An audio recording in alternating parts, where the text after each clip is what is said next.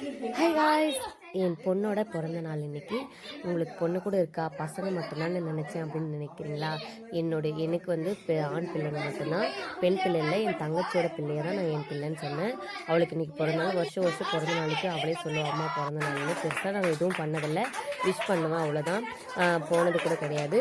இந்த வருஷம் வந்து அவள் சொல்லலை, எனக்கு தெரியல. என் தங்கச்சி ஸ்டேட்டஸ் வச்சுருந்ததை பார்த்து தான் நான் தெரிஞ்சுக்கிட்டேன். அதுக்கப்புறம் சரி, அவளுக்கு ஒரு சர்ப்ரைஸ் கொடுக்கலாம், நம்ம நேரில் போய் சந்திக்கலாம், இன்றைக்கி சாட்டர்டே லீவ் தானே அப்படின்னு போகும்போது தான் அவள் எங்களுக்கு சர்ப்ரைஸ் கொடுத்தா. அவள் வந்து ஸ்கூல் போயிட்டு இருந்தா. சரி பரவாயில்ல, வந்ததுக்கப்புறம் கேக் வெட்டலாம் அப்படின்னு ஐஸ் கேக் தான் வாங்கிட்டு போயிருந்தோம். ஐஸ் கேக்கெல்லாம் அவள் வந்ததுக்கப்புறம் தான் வெட்டவே ஆரம்பித்தோம். வெட்டினதுக்கப்புறம் சரி, அவள் வரத்துக்குள்ளே பக்கத்தில் ஏதாவது கடை இருந்தால் ஏதாவது வாங்கி கொடுக்கலாம் அப்படின்ட்டு தான் நான் சரி பார்க்கும்போது எதுவும் பெருசாக அங்கே கடை இல்லை. சரி சின்னதாக இந்த பானை கடையெல்லாம் இருந்துச்சு, மண் பானை கடையெல்லாம் இருந்தது. அப்போ தான் அந்த குபேரன் சிலை, அப்புறமா அகல் விளக்கு கொடுத்தாங்க. குபேந்தர் சிலை வாங்கும்போது அகல் விளக்கு கூட சேர்த்து கொடுத்தாங்க. சரி ரொம்ப நாளாக குபேந்தர் சிலை இல்லை அந்த வீட்டில் அப்படின்னு சொல்லிட்டு எங்கள் தங்கச்சி சொல்லியே இருப்பாள், குபேந்தர் சிலை இல்லைன்னு சொல்லிட்டு. சரி நம்ம வாங்கி கொடுக்கலாம், ஒரு கிஃப்ட் பண்ண மாதிரி இருக்கும், அவளுக்கும் பிடிச்ச பொருள் அப்படின்னு சொல்லிட்டு நான் வாங்கும்போது அந்த விளக்கும் சேர்த்து கொடுத்தாங்க குபேந்தர் சிலையோட.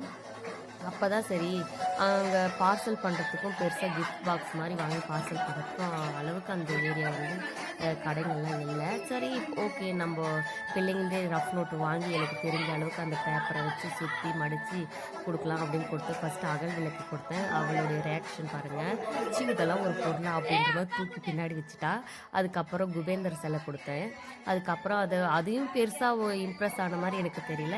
இருந்தாலும் பரவாயில்ல, சின்ன பிள்ளை தானே, அவளுக்கு என்ன தெரியும். சின்ன பொருள் கொடுத்தாலும் நமக்கு பிடிச்சவங்க ₹1 பொருள் கொடுத்தாலும் அது சந்தோஷமாக வாங்கணும் அப்படின்ற பக்கம் அவளுக்கு இல்லை. இருந்தாலும் ஓகே அப்படின்னு சொல்லிட்டு கொடுத்துட்டு சந்தோஷமாக. வெளியாட்கள்லாம் யாருமே இல்லை பார்த்தீங்கன்னா, எங்கள் ஃபேமிலி தான், இவங்க ஃபுல்லாகவே எங்கள் ஃபேமிலி தான். எங்கள் தங்கச்சி வீட்டுக்கார், எங்கள் பிள்ளைங்க, இவ்வளோ தான். தாத்தா பாட்டி நாங்கள் எல்லாருமே தான். நான் வந்து இப்போ வந்து பர்த்டே ஃபங்க்ஷன் செஞ்சோம். நாங்கள் பெருசாக யாரும் வெளியாட்களை கூப்பிடுறதில்ல, இது வரைக்கும் பெருசாக எப்பவுமே செஞ்சதில்லை. அதுவும் இல்லாமல் இந்த காலத்து பிள்ளைங்க வந்து 1 மாதம் 2 மாதத்துக்கு முன்னாடி இருந்து எனக்கு பிறந்த நாள் ட்ரெஸ் எடுக்கணும், என் ஃப்ரெண்டுங்களுக்கு அது கொடுக்கணும், இது கொடுக்கணும், சாக்லேட் வாங்கி கொடு, அது கொடு, இது கொடுன்னு அவ்வளோ எல்லாமே தெரிஞ்சு வச்சுருக்காங்க. அப்போல்லாம் எனக்கு பிறந்த நாள் இன்னைக்கு எனக்கு பிறந்த நாள்னு கூட தெரியாது. அந்த நாளில் நான் குளிச்சிருப்பேனா இல்லை நல்ல ட்ரெஸ் போட்டிருக்கேனான்னு கூட எனக்கு தெரியல. ஆனால் இப்போ இருக்கிற பிள்ளைங்க அவ்வளோ மெச்சூர்டாக இருக்கணும். ஏன் சொல்கிறேன்னா, என் தங்கச்சி பையன் பாருங்கள், 2 வயசு 3 வயசு தான் ஆகும், 3 வயசு தான் ஆகும், 3 வயசு 2.5 வயசு 3 வயசு தான் ஆகுது. இப்போ வந்து அம்மா எனக்கு பர்த்டே வரப்போது, எனக்கு வந்து கேக் வாங்கிட்டு வா, எனக்கு கிஃப்ட் கொடு, அவனே கேட்குறான் கிஃப்ட் கொடுங்க. அந்த அளவுக்கு வந்து பிள்ளைங்க வந்து அவ்வளோ டேலண்டாக இருக்கிறாங்க. என்ன சொல்கிறது, நாம் வந்து அவ்வளோ விகரம் இல்லாமல் வளர்ந்துருக்கோமோ என்னவோ தெரியல. அதுக்கப்புறம் பர்த்டேலாம் கொண்டாடிட்டு அப்படியே தாத்தா பாட்டி காலெல்லாம் விழுந்து ஆசீர்வாதம் வரேன்னா வளையல அப்படியே மேலாக்க நின்றுட்டு வரோம்.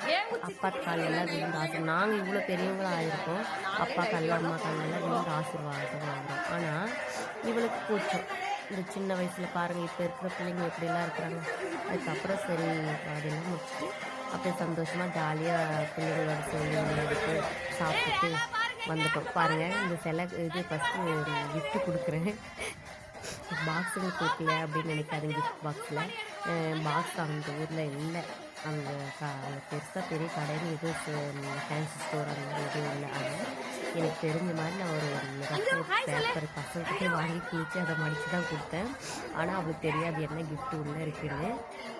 அதனால கிஃப்ட் கொடுக்குறேன். பார்த்து தான் அப்படியே ஒரு மாதிரி அது அவளுக்கு ஒரு மாதிரி போச்சு, அசிங்கமாக இருந்துச்சான்னு தெரியல. இதெல்லாம் ஒரு கிஃப்டான்ற மாதிரி தூக்கி பின்னாடி வச்சுட்டா, தரவை வச்சுட்டா, காட்ட கூட இல்லை. திரும்ப நான் எடுத்து கொடுக்குறேன், திரும்ப தூக்கி பின்னாடி வச்சுருவேன் சரிங்களா.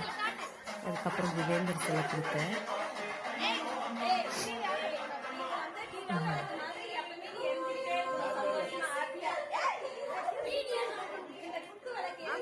அதுக்கும் பெருசாக ரியாக்ஷன் வந்த மாதிரி எனக்கு தெரியல. அதுக்கப்புறம் ஓகே, அவளுக்கு சின்ன பிள்ளை, அவளுக்கு தெரியாது அப்படின்னு சொல்லிட்டு நான் எடுத்துட்டேன். அதுக்கப்புறம் போய் பூஜை ரூமில் வையா அப்படின்னு சொல்லி அனுப்பி விட்டோம். அப்புறம் என்ன நினச்சான்னு தெரியல, அவளுக்கு தான் தெரியும். ஓகே காய்ஸ், நீங்களும் இந்த மாதிரியெல்லாம் பர்த்டே ஃபங்க்ஷன் செஞ்சுருக்கீங்களா? பெருசாக நாங்கள் செஞ்சதில்லை. எங்கள் ஃபேமிலி மட்டும் தான், தாத்தா பாட்டி அப்பா அம்மா சித்தி சித்தப்பா பெரியப்பா பெரியம்மா எல்லாம் அண்ணன் தம்பிங்க, இவ்வளோதான். எங்கள் ஃபேமிலி மட்டும் தான். என்னடா எங்கள் ஃபேமிலி மட்டும் இவ்வளோ பெருசாக இருக்குன்னு நினைக்காதீங்க. நாங்கள் பொண்ணுங்க 3 பேர் தான். ஆனால் எங்கள் பிள்ளைங்க இவ்வளோ பேர் ஆகிட்டாங்க. நாங்கள் இன்னும் பண்ண முடியாது. ஓகே காய்ஸ், இந்த வீடியோ முழுசாக பார்த்துட்டு உங்களுக்கு பிடிச்சிருந்தா லைக் அண்ட் கமெண்ட் பண்ணிட்டு போங்க. Okay bye.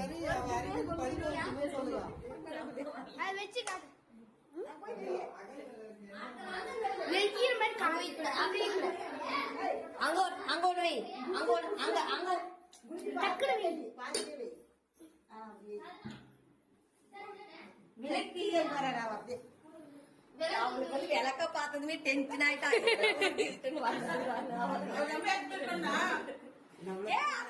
காசு பார்க்கலடி நீ உள்ள குர கிரீம் சாப்பிடாத, கேக் சாப்பிடு.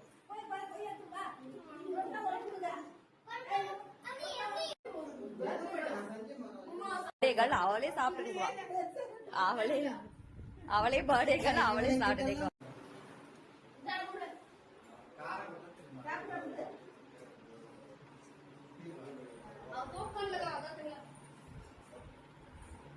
போயிட்டு கார் எடுத்து தெரியுங்களா?